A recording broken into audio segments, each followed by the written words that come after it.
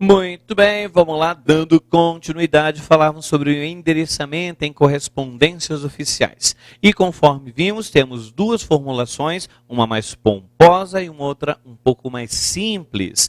Para correspondências externas, para altas autoridades, a Sua Excelência, o Senhor. Para correspondências externas, mas que não sejam alta autoridade, ao senhor, à senhora. No mais é tudo igual, né? Vimos no caso é o cargo, o nome escrito em caixa alta e em seguida o endereçamento. Muito bem. Mas veja, esse endereçamento é para correspondências externas. Se porventura você tiver uma correspondência interna, especificamente falando o memorando, vale lembrar, o memorando é uma correspondência interna. E já que ele vai tratar de assuntos internos, ele quer ser rápido, ágil, é coisa interna. Por isso você abre mão de boa parte das formalidades. E algumas formalidades são dispensadas inclusive na forma de estruturação.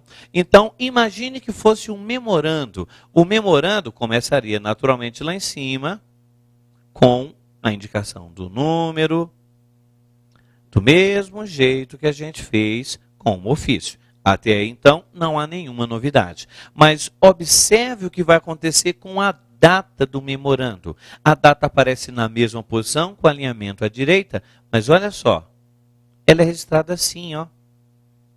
Em 1º de abril de 2012. Observe, então, que no memorando, a data não traz o nome da localidade. Por quê? Porque a correspondência interna vai ficar ali dentro do mesmo órgão. Portanto, já que é uma correspondência interna, não vai mudar de localidade, não há por que registrar a localidade. Então, nesses memorandos que têm natureza interna, como não se muda a localidade, não se indica, se coloca simplesmente em. Pode parar. Eu sei que você está pensando em colocar a vírgula aqui. Nem pensar. A vírgula não pode ser utilizada aqui. A vírgula é utilizada simplesmente para separar o local da data. Isto não é indicação de local, portanto, não é cabível vírgula nesse caso. Ok? E olha só como fica o endereçamento. A gente deixa a linha de espaço. Olha como fica o endereçamento em um memorando. É só isso daqui, ó. Ao senhor. E aqui você coloca o cargo. Ao senhor cargo. Só isso, professor. Só. E o endereço? Não precisa. Isso aqui vai ficar dentro do órgão. Para que colocar endereço, menino? Simplifique. Basta colocar assim. Ao senhor e o cargo. Não precisa, de fato, colocar o endereço. Por quê? A correspondência é interna. E observe um detalhe. Essa sequência senhor e cargo vai ser justamente a sequência que a gente vai utilizar para registrar vocativos. Em virtude disso, memorando não apresenta vocativo. Por que não apresenta? Porque o endereçamento tem duplo papel. O endereçamento mata dois coelhos com uma caixa d'água só. Um na porrada e outro afogado. É verdade. O endereçamento, ele mata dois coelhos com a caixa d'água só. Ao mesmo tempo que indica o destinatário a quem vai este ato comunicativo, o endereçamento também faz a saudação inicial, que seria feita pelo vocativo. Como então a formulação do endereçamento é parecida com a do vocativo, em memorandos não se usa vocativo. Então, no caso, guarde isso também. Em memorandos não há vocativo. Então, são os 3 pontos estruturais de diferença que um memorando tem com relação a outras correspondências externas. Primeiro ponto de diferença, a data é registrada simplesmente com em e a data você não tem a localidade. Segundo, o endereçamento é simplesmente ao senhor e o cargo. Você simplifica e não coloca endereço verdadeiramente, porque já que a correspondência é interna. E terceiro, em memorandos não há vocativo. Se um item de prova falar, o vocativo do memorando, errado, o memorando não possui vocativo. São esses 3 pontos de diferença que existem entre, por exemplo, o ofício e o memorando. Ok? Muito bem. Falamos então do endereçamento. Vamos então avançar para o próximo registro. Vamos lá. O próximo registro, após o endereçamento, é justamente o registro do assunto. E o assunto é indicado exatamente assim, ó. Alinhamento à esquerda, assunto, 2 pontos, nomeação de servidores. Nomeação de servidores, olha aí. De fato, há muita pouca coisa que se possa questionar acerca do assunto, tendo em vista um registro tão curtinho. Mas, se o examinador de prova estiver inspirado, ele pode perguntar para você o seguinte: na indicação do assunto, os 2 pontos introduzem expressão de caráter explicativo. Na indicação do assunto, os 2 pontos introduzem estrutura de caráter explicativo. E aí, certo? Errado ou sou humano demais para compreender, humano demais para entender? Eita, meu amigo, tenha fé. Aí. E aí, certinho? É isso mesmo? Professor, não sei não, professor, tô com medo. Calma, segura na minha mão, vem comigo. Para que serve 2 pontos, meu amigo? Normalmente você já pensa em 2 pontos quando você tem uma enumeração, ou então um diálogo ou uma citação, não é? Tá certo, 2 pontos servem para isso também. 2 pontos servem para introduzir diálogos, servem para introduzir citações, servem também para introduzir enumerações. Mas fala a verdade, se aparecer uma citação na prova, com certeza você vai identificar porque a citação vem entre aspas. E é por isso que eu usou os 2 pontos. Quando você tem um diálogo, com certeza você também identifica, porque vai aparecer o travessão na sequência. Nessas situações você tem, no caso, chamado discurso direto. O discurso direto utiliza 2 pontos para, na sequência, reproduzir a fala ou o pensamento de alguém. Agora, e no caso das enumerações, por que você coloca 2 pontos? Você acha que coloca 2 pontos porque é para enumeração, né? Não é. A estrutura da enumeração vai esclarecer, explicar um antecedente. Lá na parte de gramática, aprendemos que as enumerações que vêm ao final da construção são chamados apostos enumerativos. E um aposto é um esclarecimento posto na frase acerca do antecedente. E é por isso que você utiliza 2 pontos. Você utiliza 2 pontos ao final de uma construção para introduzir esclarecimentos, explicações. Em raros casos, conclusões. Mas o normal é explicações e esclarecimentos. Então, é para isso que serve 2 pontos no final da construção. Agora, voltemos para lá. Olha ali, ó.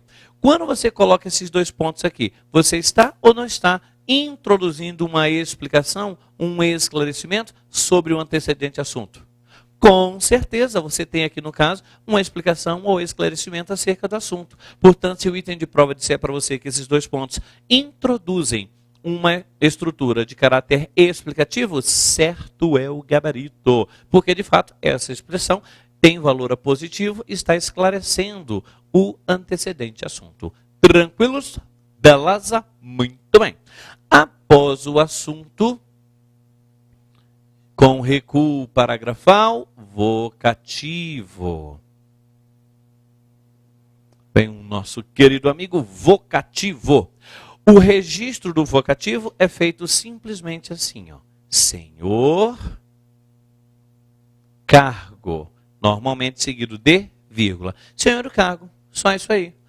Professor, mas aí se for as altas autoridades, você tem que colocar excelentíssimo senhor, né? Não, digníssimo senhor, né? Não, essas coisas. Não. É só senhor e o cargo. Só. Não, professor, mas o cara é ministro. Então, senhor, ministro.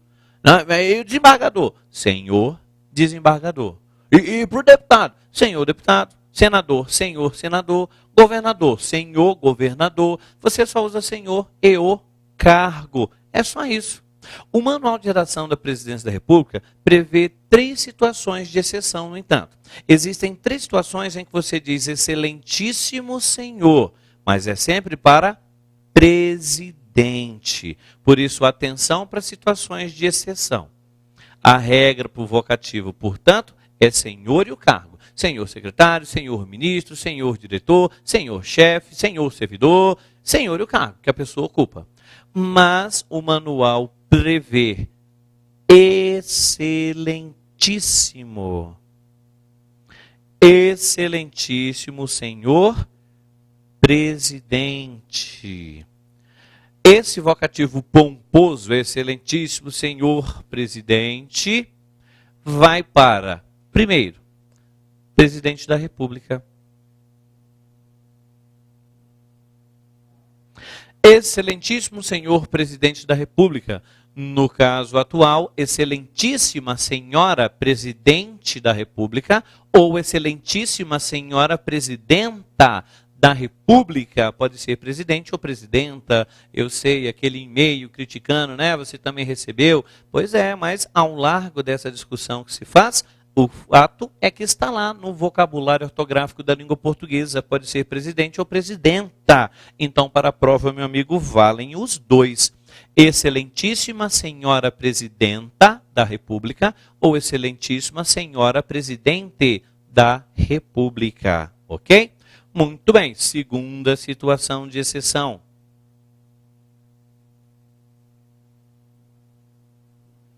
Excelentíssimo senhor presidente do Congresso Nacional. Você também, para o chefe do Legislativo na esfera federal, utiliza excelentíssimo senhor presidente do Congresso Nacional. Vale lembrar, o presidente do Congresso Nacional é o presidente do Senado também. O senador presidente do Senado, ao mesmo tempo, é presidente do Congresso Nacional. É por isso que, na prática, é comum que quando você envie correspondências para o presidente do Senado, já que ele também é presidente do Congresso, é normal que se coloque excelentíssimo senhor, mesmo para o cargo senador, se ele for o presidente do Congresso. Excelentíssimo senhor senador. Mas nesse caso, insisto, é porque o cara é presidente do Congresso, ok? E, finalmente, excelentíssimo senhor presidente do Supremo, do STF, Supremo Tribunal Federal. Moral da história. As exceções são direcionadas, em regra, a chefes do poder. Chefe do Poder Executivo, chefe do Poder Legislativo, chefe do Poder Judiciário. Excelentíssimo senhor presidente da República, excelentíssimo senhor presidente do Congresso Nacional, excelentíssimo senhor presidente do Supremo Tribunal Federal. Somente esses possuem esses vocativos pomposos, os quais, diga-se de passagem, não podem ser abreviados. Sempre é por extenso. Para o chefe de poder, referências a forma de tratamento, sempre por extenso para chefes do poder. Ficou claro isso? Muito bem. Então, lembrando, para a nossa atual presidente da República, seria excelentíssima senhora presidente da República ou excelentíssima senhora presidenta da República. E, finalmente, uma outra situação de exceção registrada no Manual de Redação da Presidência da República diz respeito aos reitores de universidade. Para o reitor de universidade, você tem o vocativo magnífico reitor. Ficou, por tradição, esse vocativo para reitor de universidade. Magnífico reitor. Fora essas situações de excepcionalidade, portanto, todo mundo vai se encaixar aqui no geral, que é senhor e o cargo, ou seja, senhor deputado, senhor senador, senhor ministro, senhor governador, senhor juiz, senhor desembargador, todo mundo se encaixa aqui no vocativo normal. Tranquilos? Beleza? Muito bem. Vamos então avançar. Falamos aqui sobre o registro do vocativo, o próximo registro já é o texto.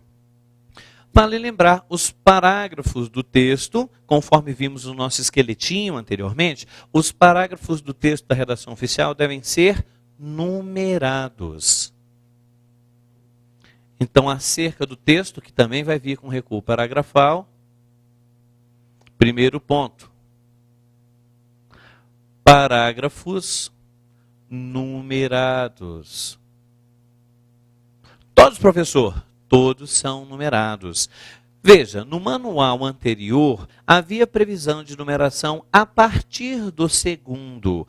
No manual em vigor, a segunda edição do Manual de Redação da Presidente da República, de 2002, se determina que os parágrafos da redação oficial devem ser numerados. Além disso, os exemplos que aparecem no numeral com ofício e memorando trazem numeração em todos os parágrafos. Então, no caso, numeremos todos eles. Devo dizer, no entanto, que a numeração da página, essa sim, você é obrigado a colocar a partir da segunda, a numeração da página. Se o ofício, portanto, for uma folhinha só, não precisa de numeração. Mas se ele tiver 2 páginas, aí você tem que numerar a partir da segunda, lá no canto superior direito. Tranquilo? Aliás, convém chamar a atenção, já que a gente falou sobre páginas, coloquemos aqui, numeração de páginas ou folhas, numeração de páginas a partir da segunda. Professor, posso imprimir? Olha, uma questão excelente para um item de prova de concurso.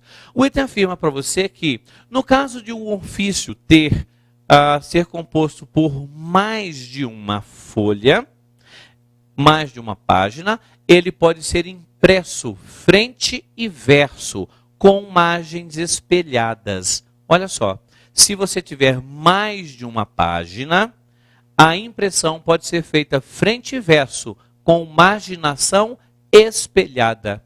Certo? Errado ou agora lascou?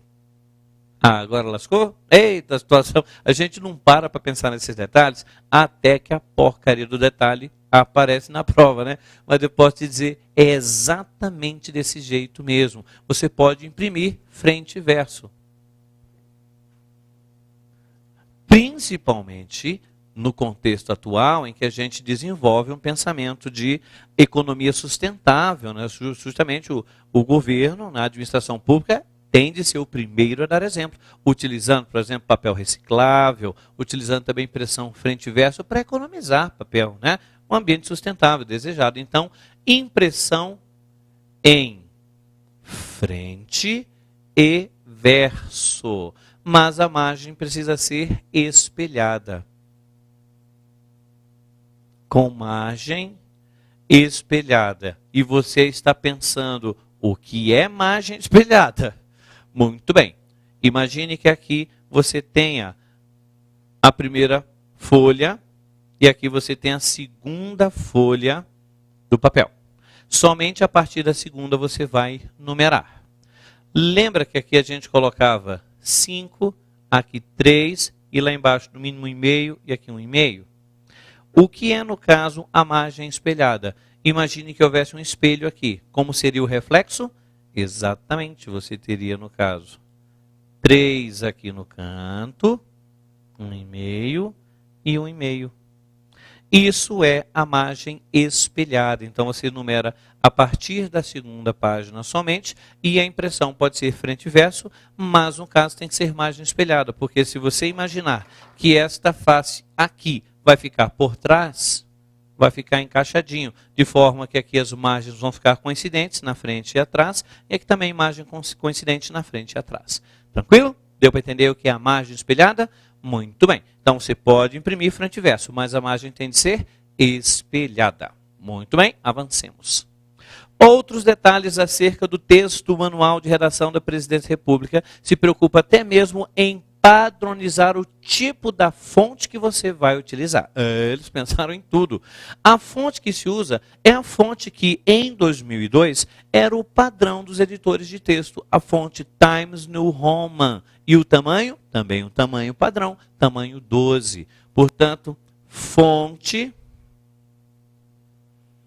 é a fonte Times New Roman, que é, no caso, aquela que normalmente está lá presente quando você abre o editor. As versões mais recentes dos principais editores de texto trazem outra fonte, né? A fonte Calibri, mas para o manual vale Times New Roman. Arial pode? Não. Para o manual é Times New Roman, ok? E os tamanhos? Os tamanhos seriam estes aqui, ó. Texto em geral. Tudo isso que a gente estava escrevendo até agora, né? O tipo e número, data, endereçamento, o tamanho é 12. 12 pontos para o tamanho do texto em geral. Se porventura você precisar inserir uma citação, eu digo aquelas citações que vêm num parágrafo recuado, as chamadas citações indentadas, as citações diminuem um ponto. Você utiliza fonte 11. E se porventura você precisar fazer uma nota de rodapé, diminui-se outro ponto. O rodapé é tamanho 10. Professores, cai em prova? Cai, já caiu em prova. Vamos fazer item de prova aí que já questionou esse detalhe. Então, guarde essas informações. Detalhe, o Manual de Redação da Presidência da República, ele sugere até mesmo a forma de registro do arquivo. Ele sugere que, ao gravar o arquivo, você coloque em uma ordem tal que você consiga, com facilidade, saber o assunto que está sendo abordado ali. Por exemplo, se fosse aquele nosso ofício 15, você poderia gravar assim, ó, OF, vou tentar colocar em letra de forma, para mostrar mais ou menos como seria o nome do arquivo. Ficaria assim, ó, OF 15 2012, com underline, se você quiser, e nomeação.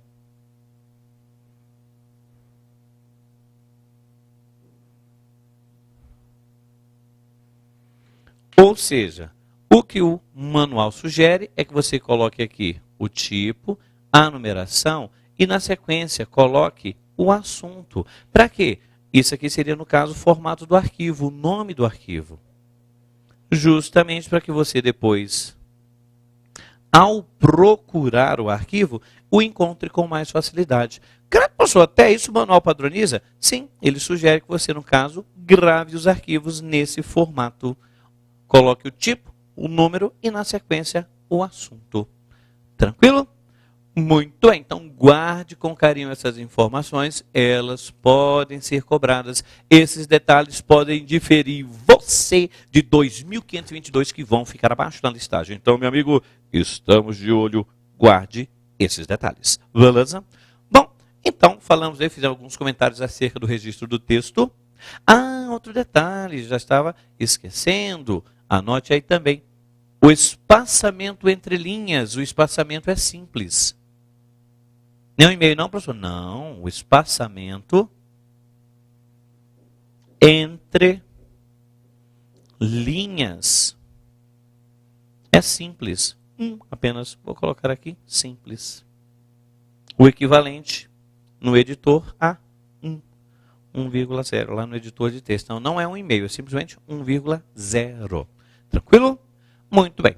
Agora sim, avancemos para a informação seguinte na estruturação. Chegamos, no caso, ao texto e agora, terminado o assunto, vamos nos despedir. Vamos para o fecho da comunicação oficial. Atualmente, vale lembrar, o fecho vem com recuo paragrafal. Recordo também, o vocativo e o fecho vem com recuo paragrafal. Porém, somente os parágrafos do texto são numerados. O fecho não é numerado, o vocativo não é numerado. Você só vai numerar parágrafos de texto. Ficou claro? Bom, no que se refere a fecho, você só tem dois, somente dois. Respeitosamente e atenciosamente. Só. Então, são dois. Respeitosamente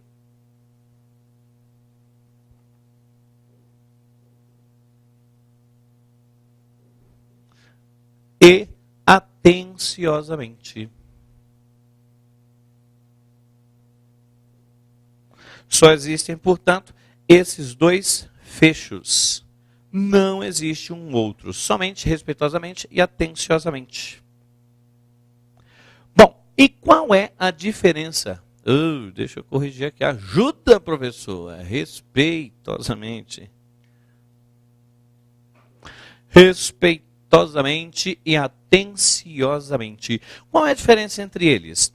Há quem ache que respeitosamente é somente para altas autoridades. Não, não, não, não, não é por aí não. Respeitosamente também é para alta autoridade, mas não é só para alta autoridade não. A bem da verdade, respeitosamente é para qualquer um que esteja acima de mim na hierarquia pública. Não me parece que seja de fato uma obrigação do candidato, mas convém que você saiba a hierarquia na administração para que você, no caso, saiba aí quem recebe respeitosamente ou não. Secretário, deixa eu colocar aqui em Pareto. Secretário, a hierarquia funciona assim, ó. O secretário tem subordinado a si diretores. As secretarias, os secretários costumam ser aqueles mais próximos à presidência do órgão.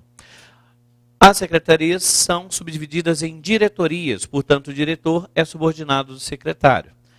E as diretorias são subdivididas em coordenações, em outras unidades, coordenações ou então seções que possuem chefes. Consequentemente, eis aqui a forma de organização básica da administração pública. Isso quer dizer que, se porventura o chefe for mandar um memorando que seja para o diretor, respeitosamente, é o fecho. Respeitosamente serve para qualquer um que esteja acima na hierarquia. O diretor vai mandar um memorando para o secretário, respeitosamente é o fecho. O chefe vai mandar um memorando para o secretário, mais motivo para usar respeitosamente. Porém, se o secretário vai responder a um memorando do diretor, atenciosamente. O diretor vai responder ao chefe, atenciosamente. O secretário vai passar a informação ao chefe, atenciosamente. O secretário vai se comunicar com outro secretário, atenciosamente. O diretor para outro diretor, atenciosamente. Chefe para outro chefe, atenciosamente. Moral da história. Quando você tem uma correspondência enviada para um superior hierárquico, você utiliza respeitosamente. Em todos os outros casos, atenciosamente. Professor, não existe outro não? Não, não existe. Você só tem esses dois, atenciosamente e respeitosamente. E agora, para fechar, último registro do padrão ofício. Esse registro vem centralizado, é a única coisa que vem centralizada. É a indicação, é o nome do signatário e o cargo. É o único registro que vem centralizado. E, naturalmente, a pessoa vai assinar. Muito bem.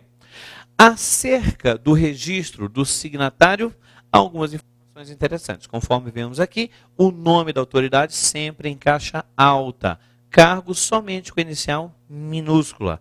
Temos aquela linha, a famosa linha centralizadora? Não, você não tem aquela linha, não existe no padrão ofício. E um item de prova pode questionar para você o seguinte. Um item afirma para você: o registro do signatário, bem como a assinatura, é informação essencial, indispensável em todo e qualquer ato comunicativo oficial, sem nenhuma exceção. O que você acha? Certo ou errado? Vou dizer de novo para você. O registro do signatário e a assinatura são informações imprescindíveis, obrigatórias em todas as correspondências oficiais, sem exceção. Certo ou errado? Errado, errado. Existe uma exceção. Presidente da República. A excelentíssima senhora Dilma Rousseff não assina documentos. Isso quer dizer que em Documentos, no caso, em que você tem a emissão, perdão, não é que ela não assine, ela não precisa de registro, não precisa registrar o nome e o cargo. A assinatura vai, é verdade, em algumas vai, mas mesmo que no caso não vá, é o único tipo de situação em que você pode dispensar a identificação do signatário. Em documentos emitidos pelo presidente da República, normalmente, quando ocorre, é apenas a assinatura, basta. Para o presidente da República ou para a presidente da República, não se registra o nome e o cargo. Em todas as outras correspondências, de fato, você é obrigado a colocar o nome e o cargo. A única que dispensa registro de nome e cargo é a da presidente da República. Basta assinar, se for o caso, e aí está beleza. Não se registra, portanto, nome e cargo para correspondências emitidas pela presidente da República. Ok? Muito bem, então.